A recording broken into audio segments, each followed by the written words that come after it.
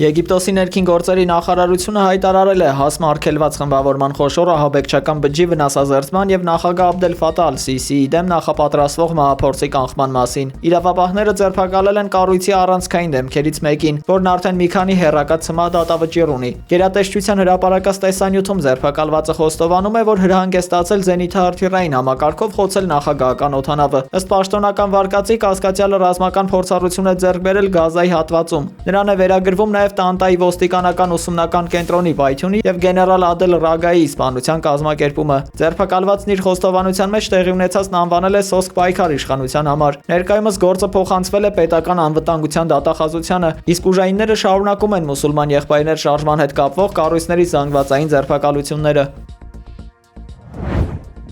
Իրանը սպառնացել է դուրս գալ միջուկային զենքի չտարածման մասին պայմանագրից, պատճառաբանելով, որ ԱՄՆ-ի եւ Իսրայելի հարձակումների պայմաններում միջազգային սահմանափակումների ենթարկվելն այլևս անիմաստ է։ Իրանի խորհրդարանի ազգային անվտանգության եւ արտաքին քաղաքականության կոմիտեի անդամ Ալայեդին Բորուջերդին պարզաբանել է, որ երկիրը չի կարող միաժամանակ ենթարկվել ռմբակոծությունների եւ շարունակել հետևել այսպես կոչված խաղի կանոններին։ Նրա խոսքով խորհրդարանում արդեն շրջանառվում է համապատասխան օրինագիծը, որին կողմ է падգամավորների մեծամասնությունը։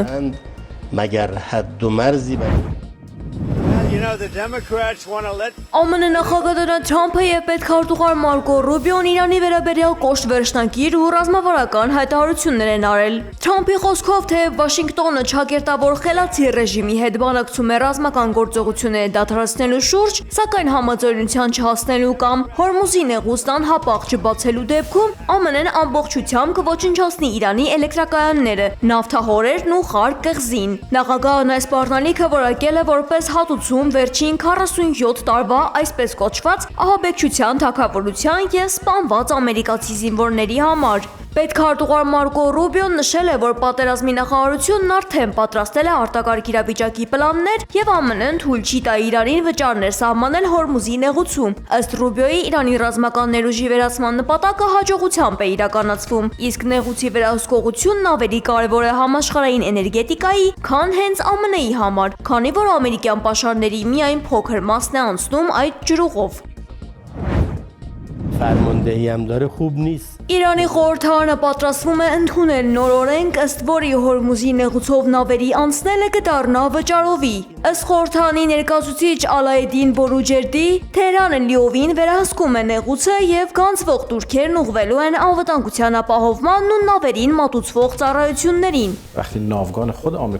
Իրանի արտգործնախարար Աբբաս Արաղչիի խոսքով թույլատրվել է անցնել միայն բարեկամ երկրներին, այդ թվում Ռուսաստանին, Չինաստանին եւ Հնդկաստանին։ Լարվածության սրմանը զուգահեռ Նաջաֆում Իրանի հյուպատոսությունը հայտնել է, որ ամերիկյան եւ իսրայելական ուժերը թիրախավորել են Իրանի հյուսիսում Ամմոլ քաղաքում գտնվող Կալե կաթնամթերքի գործարանը։ Իրանական կողմն այս հարձակումը որակել է որպես հակառակորդի անզորության դրսևորում։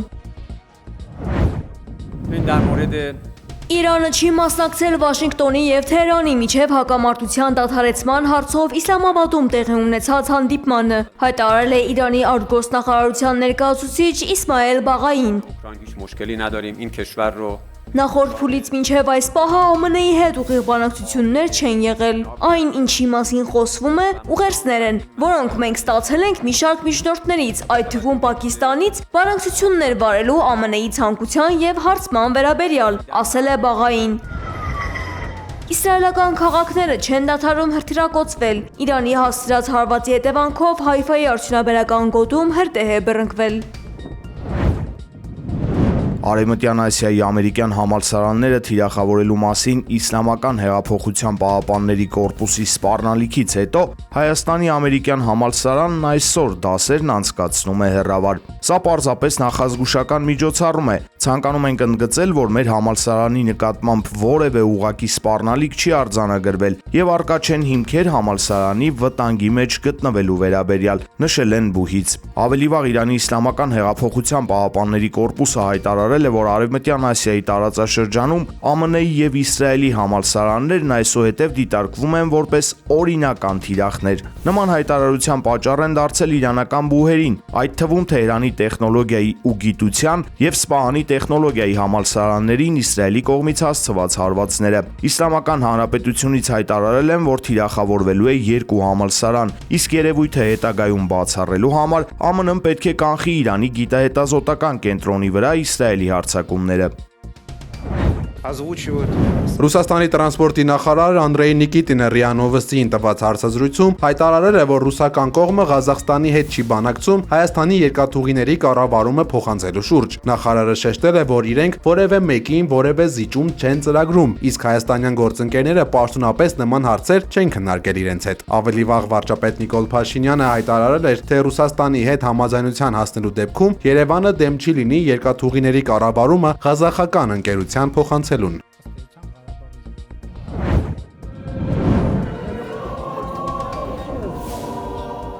Սուրբ Աննա եկեղեցում Նիկոլ Փաշինյանին հարվածելու փորձ կատարած Վարդանյան եղբայրները շարունակում են մնալ ձերբակալված։ Ըստ փաստաբանների, չնայած նրանց դեռևս պաշտոնական մեղադրանք չի առաջադրվել, հնարավոր է, որ իրավապահները գործ հարուցեն միանգամից 2 հոդվածով։ Փաստաբանները նշում են, որ 18 տարի նոր բոլորած երիտասարդները դպրոցական են եւ ունեն բարձր առաջադիմություն, ինչի վերաբերյալ համապատասխան փաստաթղթերը արդեն ներկայացվել են։ Ընդհանրապես համաչափության մասին խոսք չէր կարող լինել։ Երեխեքին եթե ասեն եկեք գնում ենք կամ եկեք այս ժամին ներկայացեք կամ եկեք գնում ենք, երեխեքը անպայման կգային։ Չէին էլ պատկերացնի, որ չպետք է իրանք գնան։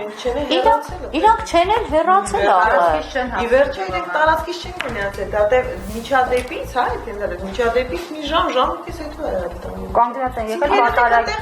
պատարաճ են։ Այստեղ անգամ իրավական տեսանկյունից էլ չի կարող խոսք գնալ անմիջականորեն ծագած հիմնավոր կասկածի մասին։ Երեխաները օրհնությանը պետք է մասնակցեն, որը չհաջողվեց, իսկ այդ ձևով կոպիտ ձևով բերման ենթարկել։ Ես անձամբ այնտեղ եմ եղել, երևի թե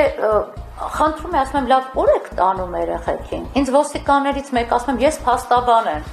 Ուր եք տանում երեխեքին, ինձ ասում է պայմանագիրը ցույց տուր, որ ասեն ուր ենք տանում։ Փաստաբանները նաև նկատել են, որ Նիկոլ Փաշինյանը Սուրբ Աննա եկեղեցում զբաղվում էր քաղաքական քարոզչությամբ, բաժանում իր պատկերացրած Հայաստանի քարտեզի բրոշները։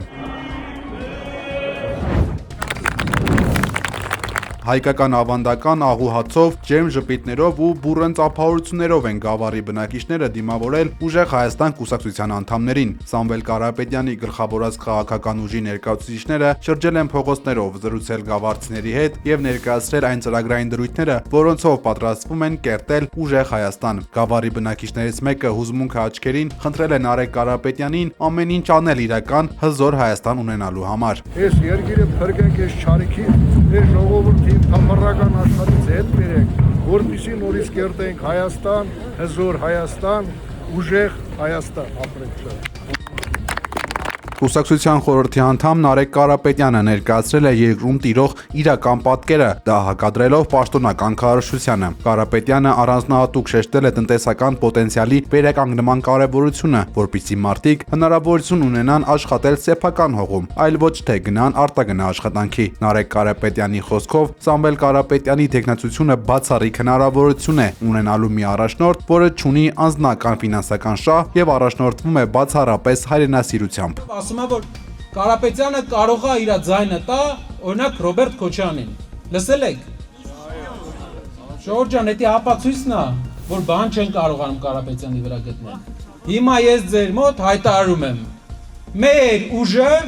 ձայնը տալու է Սամվել Կարապետյանին, որպես Հայաստանի վարչապետ։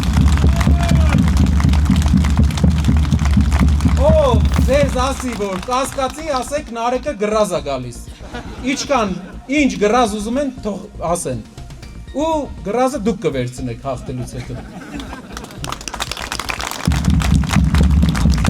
Մենք իրար հետ պետքա ուժեղ երկիր սարքենք։ Պետքա մեր երկրում մեղվաբուն լինի, աշխատանքը եռա, լուրջ զբաղվենք մեր երկրով, թարգենք էլ թույլ լինելուց։ Մեզ թող չհամոզեն։ Անենք։ Ապրենք։ Գավառցիները վստահ են, որ մեր երկրին պետք է առաջնորդ, ով կհամախմբի ժողովրդին եւ վերջ կդնի ներքին ատելությանը, Հայաստանը դարձնելով բարեկեցիկ հզոր պետություն։ Ուժեղ Հայաստան կուսակցության Գավառի գրասենյակի բացումից հետո կուսակցության անդամները գրասենյակի բացմանը ներկա հազարավոր գավառցիների հետ քայլերթով շրջել են Գավառ քաղաքով։